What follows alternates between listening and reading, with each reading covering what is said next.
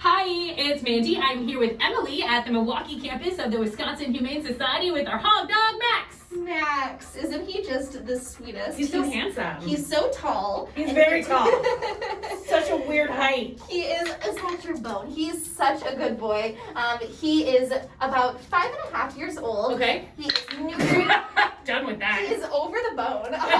He's neutered, microchipped, vaccinated, and he is ready to find a new home. He is, that face, the coloring, I love everything about him. He's just such a lovely dog. We're still going online to make appointments to meet.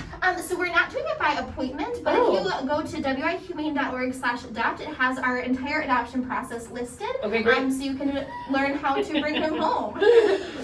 Max, I love his face. He is our hog dog with 1029 The Hog.